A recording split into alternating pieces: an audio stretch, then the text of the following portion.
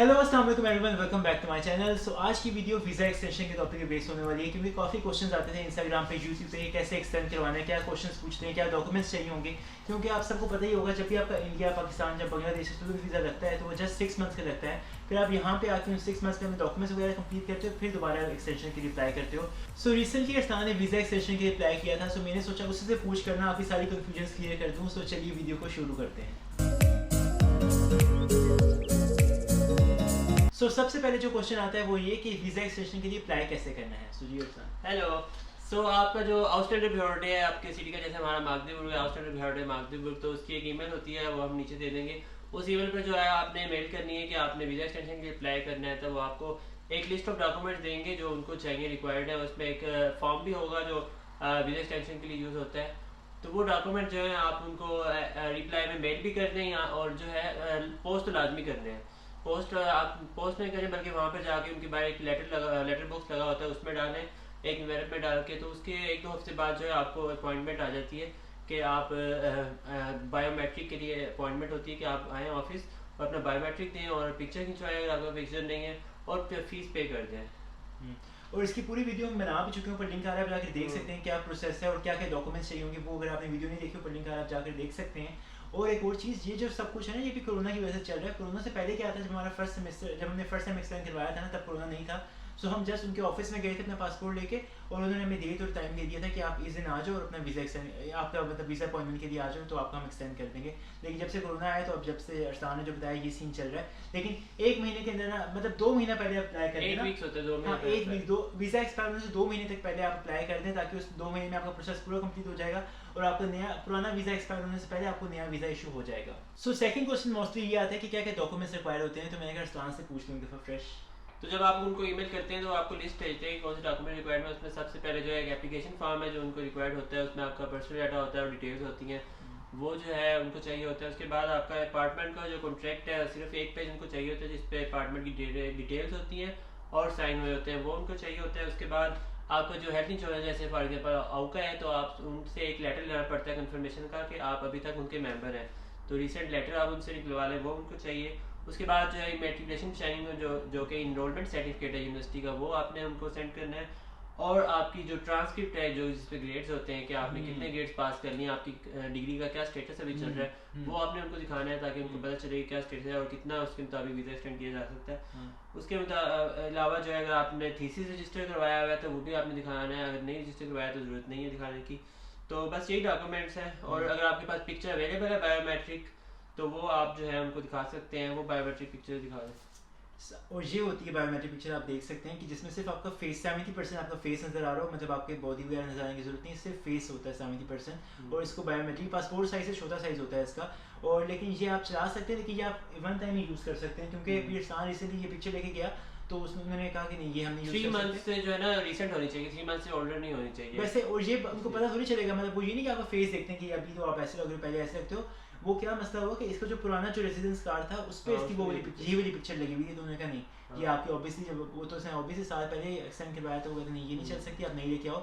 वरना लोग 3-4 साल पहले भी चलाते हैं काफ़ी लोग। तो अगर आपके पास पिक्चर नहीं है तो आप वहाँ पे खिंचवा सकते हैं। 4.5 यूरो में मशीन लगी हुई है, वो आपकी एक प्यारी सी पिक्चर खींच ली, तैयार होके जाइएगा, वरना मैं तो ऐसी जगह मुझे पता ही था पिक्चर खींचेंगे। ये वाला कुछ पिक्चर आती है मेरे पास, और मेरे को पैसे बच जाएंगे। और इसके 5 यूरोस में 4.5 यूरो। अच्छा 4.5 यूरोस में मैंने एक वीडियो में आपको बताया था कि आप पाकिस्तान से पिक्चर निकलवा के ला सकते हैं। अगर 2-3 सेट्स बनवा के ला सकते हैं डिफरेंट पोजेस में, तो सही है, हाँ फिर सही है, वो सस्ते पड़ेंगे आपको। लेकिन यहाँ पे आके जो हमें डीएम से, मतलब डीएम जो है फोटो डीएम शॉप है, वहाँ से हमने कितने की 7 यूरो की थी। 7 यूरोस में 4 पिक्चर्स थी, लेकिन वो 4 पिक्चर्स और कहीं भी यूज़ नहीं होती, सिर्फ वीज़ा एक्सटेंशन के लिए अभी तक यूज़ हुई है। बाकी 3 वैसी पड़ी हुई हैं जिस तरह अरसान के पास पड़ी हुई हैं, और ये यूज़ नहीं होती। सो इससे अच्छा, अगर 7 यूरो से अच्छा, फिर आप वीज़ा ऑफिस है वहीं से आप 5 यूरोस में 4.5 यूरोस में करवा लें। और नहीं तो पाकिस्तान में अगर आप 3-4 लेके आ सकते हैं तो वो कर लें, मर्जी बाप की है। अच्छा तो इन सारे डॉक्यूमेंट्स पिक्चर खिंचवाने के बाद जो है वो आपको साथ ही एक कार्ड देंगे जिससे पेमेंट करनी होती है। एक तो आपका बैंक कार्ड होता है, दूसरा जो है जो आपका नंबर होता है स्पेसिफिक, वो आप कार्ड देंगे। आप वो कार्ड मशीन में डालें तो आपका डिटेल्स आ जाएगी और वो आपसे फीस मांगेगा कि कितनी है। तो रिसेंट जो अभी जो फीस चल रही है 93 यूरो जो है वीज़ा एक्सटेंशन की फीस है, और 4.5 जो है पिक्चर की फीस है, अगर आपके पास नहीं तो है टोटल 97.5 हो गए। तो वो आपने कार्ड से पे कर सकते हैं, वो आपको रसीद देंगे, और वो रसीद देकर आप दोबारा उसी काउंटर पर चले जाएँ, तो वो आपकी बायोमेट्रिक लेगी, दोनों फिंगर्स की, और आपको बोलेगी कि आपको जो है एक लेटर आ जाएगा जिस पे लिखा होगा कि अब आप कब आकर कलेक्ट कर सकते हैं वीज़ा जो एक्सटेंडेड है। आई थिंक 2 वीक्स में आपको लेटर आता है और उसके लेटर के 2 वीक्स के बाद आप जाके अपना रेजिडेंस कार्ड कलेक्ट कर ले, तो पुराना रेजिडेंस कार्ड वो सबमिट कर लेंगे और नया रेजिडेंस परमिट आपको दे देंगे। अच्छा, इन सब डॉक्यूमेंट्स में जो मेन चीज़ है ना, जो मेन ज़रूरी चीज़ है वो है आई थिंक आपका अपार्टमेंट कॉन्ट्रैक्ट। सही बात है, क्योंकि जितना आपके पास ज़्यादा होगा ना अपार्टमेंट कॉन्ट्रैक्ट, अगर आपके पास 1 साल से ज़्यादा है तो आपका वीज़ा वो उसी लिहाज से एक्सटेंड करेंगे। आपके पास 5-6 महीने का कॉन्ट्रैक्ट है ना, तो आपका 5-6 महीने का वीज़ा एक्सटेंड होगा। ये आपने ध्यान रखना है कि आपका लॉन्ग टर्म कॉन्ट्रैक्ट हो तो ज़्यादा अच्छा है आपके लिए। सो जब आपको अपॉइंटमेंट की कॉल आ जाती है तो आपने पूरी कोशिश करनी है कि सब कुछ एग्जैक्ट सारे डॉक्यूमेंट्स लेके जाएं। ट्रांसक्रिप्ट हो गया, सब कुछ ट्रांसक्रिप्ट इसलिए कि वो आपको देखते हैं कि बच्चा कुछ कर भी रहा है कि ऐसे ही बस टाइम पास कर रहे हैं यहाँ पे, और बाकी ये सब चीज़ें बहुत ज़रूरी है। और आप अपनी अपॉइंटमेंट की डेट चेंज भी करवा सकते हैं अगर आपको उस दिन कोई काम वगैरह आ गया, कुछ आपने पहले से कोई आपकी कमिटमेंट वगैरह है, सो आप उनको कह के आप पहले 2-3 दिन पहले, हफ्ता पहले आप मेल करके कहें कि मेरे जरा आगे कर दो, तो वो आराम से कर देते, कोई मसला नहीं होता है ना। बिल्कुल। और अगर आपको जर्मन नहीं आती, आप परेशान है कि वहाँ जाकर क्या बोलेंगे, तो परेशान होने की जरूरत नहीं, क्योंकि वो इंग्लिश भी बोलते हैं। इंटरनेशनल ऑफिस है तो उनको पता है इंटरनेशनल लोग आते हैं, तो वो इंग्लिश भी बोलते हैं, तो इसमें कोई मसला नहीं है। अच्छा, एक और चीज़ जो इन डॉक्यूमेंट से मिसिंग है, आप भी परेशान हो रहे वो है बैंक स्टेटमेंट। क्योंकि काफ़ी लोग ना डराते हैं कि आपकी बैंक स्टेटमेंट चेक करेंगे, बैंक स्टेटमेंट चेक करेंगे, कोई नहीं चेक करते। फर्स्ट टाइम में अगर कह सकता हूँ, अगर फर्स्ट टाइम आप जाते हैं जब एक्सटेंड करवाने के लिए, तो वो तो ऑब्वियस वैसे भी आपका ब्लॉक अमाउंट काफ़ी ज़्यादा होती है, तो टेंशन की बात ही नहीं है। लेकिन सेकंड टाइम, थर्ड टाइम पे वो, लेकिन फर्स्ट टाइम भी हमारी उन्होंने वापस, हम ले गए थे ना, लेकिन उन्होंने वापस कर दी, कहते नहीं इसकी ज़रूरत नहीं है। तो मतलब आपने बैंक स्टेटमेंट की टेंशन नहीं लेनी, वो आराम से।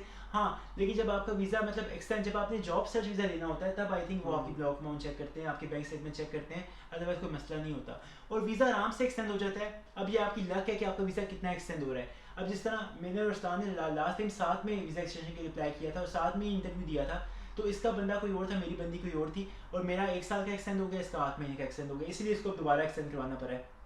सो ये टोटली आपकी लक पे, उस बंदे पे डिपेंड करता है, उसका मूड कैसा है, उस हिसाब से आपका वीज़ा भी एक्सटेंड होगा।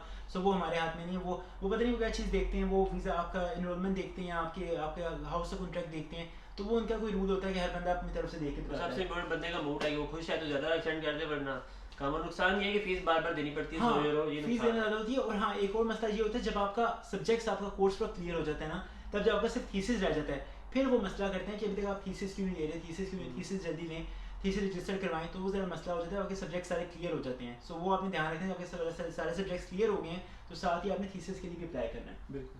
सो जिस ईमेल पे आपने अप्लाई करना है वीज़ा एक्सटेंशन के लिए, वो नीचे मैं डिस्क्रिप्शन बॉक्स में दे दूंगा, साथ वो फॉर्म भी दे दूंगा, एप्लीकेशन फॉर्म और सारे डॉक्यूमेंट्स जो आपको रिक्वायर्ड होंगे, ताकि आपको मसला ना हो। वैसे मैं एक वीडियो बना भी चुका हूँ, आपको मैंने पहले बताया, वो भी आप जाकर देख सकते हैं। पर जरा मैंने काफ़ी क्वेश्चन आ रहे थे ना बार बार, तो मैंने कहा एक ही वीडियो बना दूँ ताकि सब लोग देख लें ना। फिर एक क्वेश्चन आता है, फिर दूसरा, हर किसी को अलग अलग आंसर देना थोड़ा मुश्किल हो जाता है। मैंने कहा एक ही वीडियो में सारी डिटेल्स आपको मिल जाए। आई होप अब आपकी सारी कन्फ्यूजन क्लियर हो गई होंगी, मुझे तो कुछ याद नहीं आता कुछ। और ये जो प्रोसीजर और जो डॉक्यूमेंट्स हैं सिर्फ मागदीपुर के लिए, अगर आप किसी और सिटी में रहे तो हो सकता है कि उसका प्रोसीजर और डॉक्यूमेंट डिफरेंट हो, डॉक्यूमेंट्स में सिर्फ ओवरऑल सेम होगा, लेकिन हो सकता है कुछ आगे पीछे ईमेल, ऑब्वियसली ईमेल डिफरेंट होगी, ऑफिस, लेकिन बड़े शहर में आई थिंक ऑफिसेज भी ज्यादा होंगे ना sir.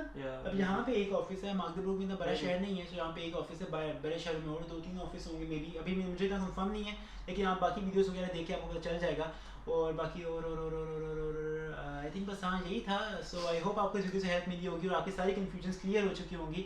So if you guys like this video, then give it a big thumbs up and I will catch you guys in the next video. Till then, do like, share, subscribe and comment to my YouTube channel, which is Imran's Team, and get yourself vaccinated. Bye bye.